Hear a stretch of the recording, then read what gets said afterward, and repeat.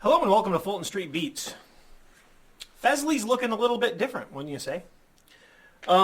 This is a cool guitar. I got this off of Amazon. I will leave a link in the description, although I don't believe this color is available right now.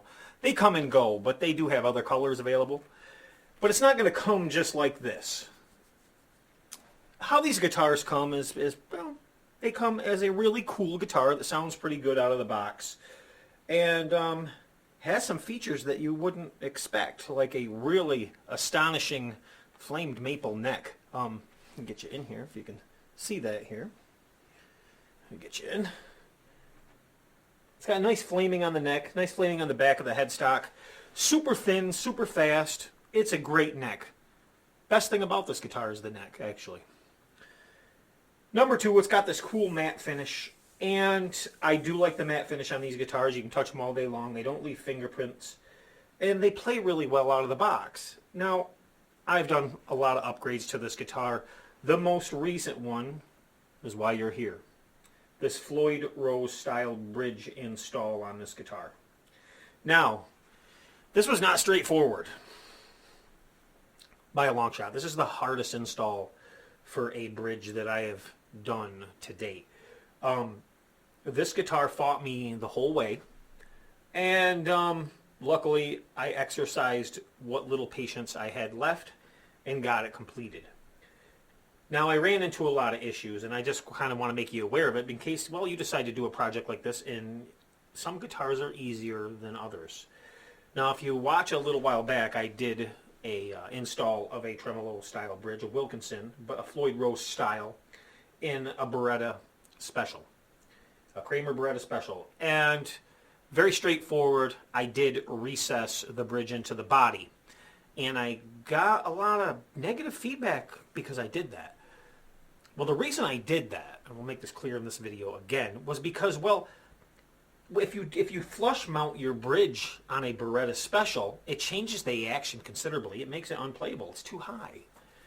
Now, you'll watch a lot of videos, and they don't tell you that. They put it on there, and they say how fantastic it is, but they fail to mention that you're screwing with your action, big time. And then you have a guessing game to know how many shims you're going to need in your neck to raise it to get your proper action again. So be warned on that. Anytime you flush mount a bridge, you're going to have to do that. Now, if the guitar comes with a bridge, chances are that the neck or the body was cut in a fashion where you don't need shims. But then sometimes they still do too, so keep that in mind. This was no exception. I had to shim this neck, and it's shimmed quite a bit. I don't know if you can see. I'll try to get you in there where you can see it. You see it looks like a gap. It's not. The shim is there. And it's way more than I thought it was going to be to get the proper action back. And that is nature of the beast, because there's two reasons.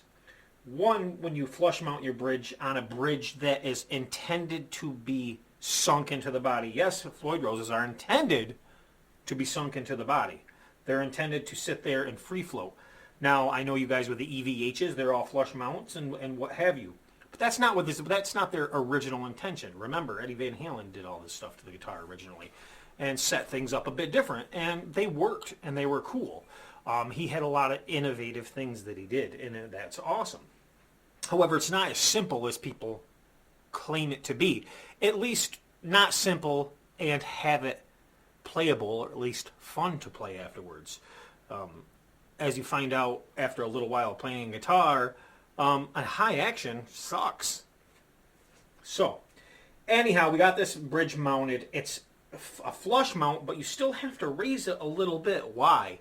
Well, so the front is not digging into the body when you're using your wiggle stick. So you do want a little bit of movement there. You don't want it digging every time you go forward to dive into the body because, well, that creates tuning instability. So you do want it up a little bit. And as a matter of fact, Eddie Van Halen did the same thing, and he had his up a little bit and not flush, but up. That was his preferred method, which directly contradicts what most people say about them having to be perfectly level, and I've debunked that a few times, I'm sure. Yes, they can't be way out of spec, but yes, you can have it into the body on a regular Floyd Rose mount or out of the body. But I'm digressing. Let's get to the Fesley, this cool Fesley. This is really cool. It's a good weight for a guitar. It does have that dinky super strat style. And it was a good mod platform, provided you have the patience and know-how. Don't think you're going to throw a Floyd Rose flush mount in this and just hit it and forget it, and you're done. Wham, bam, thank you, ma'am. Not going to happen. A lot of work needed to be done. For one, the screw holes under here, where I use a template to mount these because I want the correct scale length. So I use a template that shows me where this has to be, helps me align it, helps me center it. But the problem was where they had the holes drilled for this particular scale length and the cut that they have, because remember I'm dealing with what they did originally, was too close to the holes, and it made the studs that go in for your height adjustment wedges would be too sloppy. They would run a risk of falling out because they were running into the other holes. I hope you know what I mean by that. So basically I had to drill out and then fill in holes to make it correct. And this side over here was so close to the routed out cavity that it left very little strength on the edge of the cavity. So that was one of the big issues, the first big issues that I encountered. So I strengthened the inside of that cavity, and luckily I didn't break through, but I did use some material to strengthen the inside. So I know this isn't going to come out, and we do have the right scale length. And that was the first issue. So of course we did have to come back in here, and we did have to enlarge the cavity over to the side here so our bar or wiggle stick would stick down in here and not hit either way. Now if you see this raw wood in here, there's a reason that's raw right now, because, well, yeah, I had to route out the cavity deeper with this guitar. It wasn't a simple matter of popping in the tremolo and hooking the springs up to your existing claw as it is with most guitars. No, this one is not routed out very deep at all. So, well, when I drop this in, especially being a flush mount, your block doesn't stick down as much. But the problem, really, I've never ran into this issue before doing a guitar. Usually they're routed out plenty. This one was not. So I had to take this down, well, over a ½ an inch deeper into the guitar body, so the springs from the block to the claw would not hit.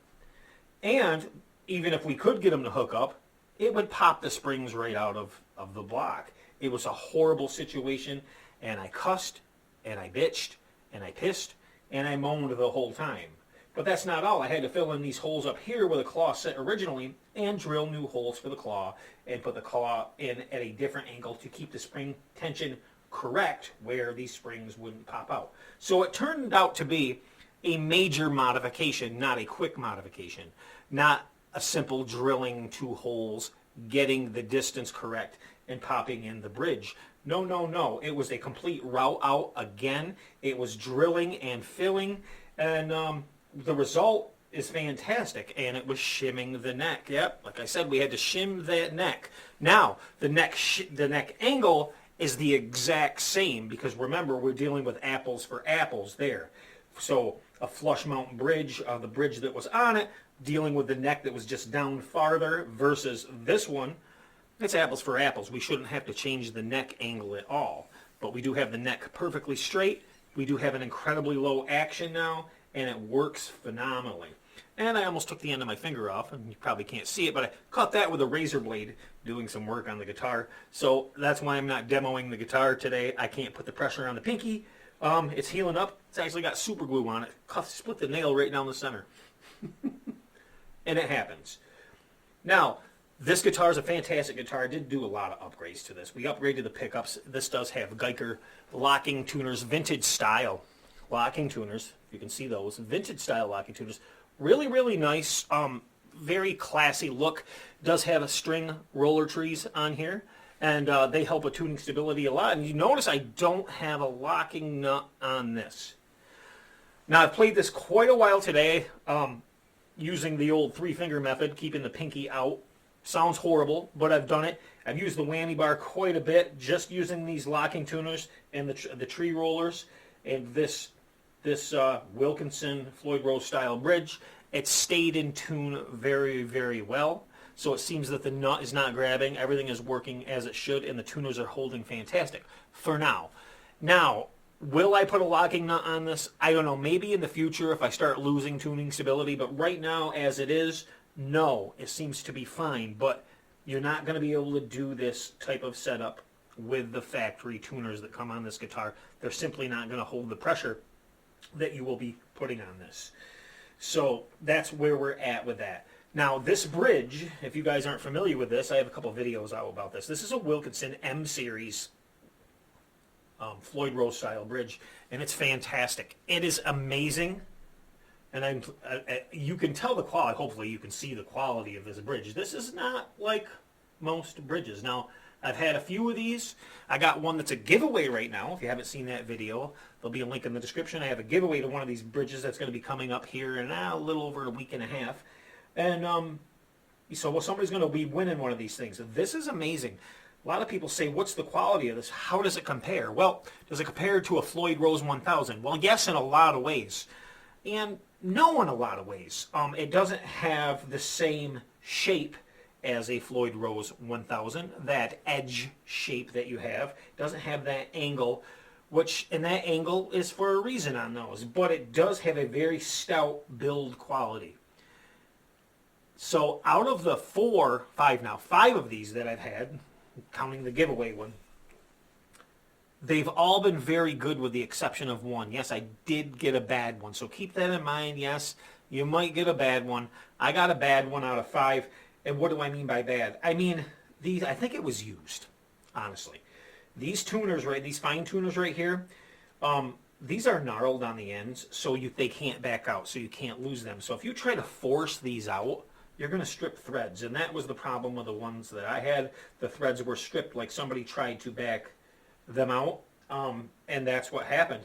So the quality there, if you're going to have to take these out, you're going to have to chase these threads somehow before you back them out if you ever want to change these. So FYI there.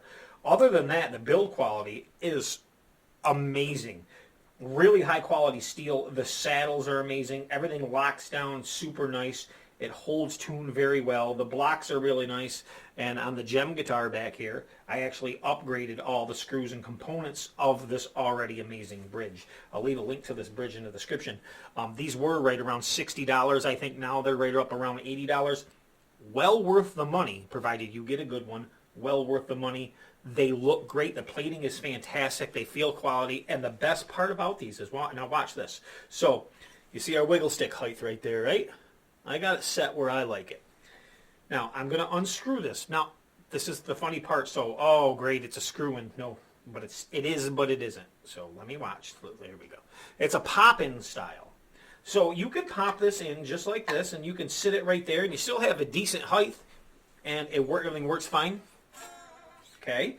Everything works fine. But what's nice about this is you can now turn this, and it grabs some threads in there, and you can adjust this for your height. And you'll remember it every time because of the amount of turns you use. Just count them. Oh, that's me. 3 turns is for me. That's where it is. And then it has a nice little firm Allen screw that will firm that up to hold it in any position you want to put it in, which is fantastic. And you can still loke on this a little bit also because, well, remember I said you can't mount it perfectly flush, or at least it's not advised to. Give yourself a little leeway. Now, if you're not going to use it much, I guess you're fine. But if you're like me and you use it all the time, I wouldn't suggest gouging into the guitar like that. It's just, well, poor form, right? So, but this one you can even loke or bring back, however you prefer to say it. You can get a little bit with this without going back into the body because you have that little raise right there. So I just found my balancing point and did that. But this Fesley, awesome guitar. I'll show you guys the inside. This is the wiring, okay? Now, I've rewired this. I'm not going to get into that, but I've rewired the inside and changed the wiring around a little bit to suit my splits the way I like them for the type of playing I like to do. And that's just a preference. It comes wired fine. I think I had a ground off of mine when the guitar came, but that's about it. I have no gripes on the quality of this guitar. If I did have to choose something, I would say, although it's a gorgeous finish, it's not durable. And what do I mean by that? If you nick this, it's going to chip, almost like an eggshell's going to break. And I have a little spot right here. Nature of the beast, with this particular finish, it's a hard finish, and it will literally break off like an eggshell if you hit it too hard. And it doesn't take much. As a matter of fact, I piloted these holes here and stepped up the holes as I went, did it the way I was supposed to, taped everything off, and I still got chips around the edges. So it is what it is. I can't chamfer it because if I do that, it'll take off more. So upgrade like this, know that if you hit this guitar, it will chip, but it's still a gorgeous finish. It's just I call it the eggshell, and it's kind of funny because it looks like a baby blue Easter egg.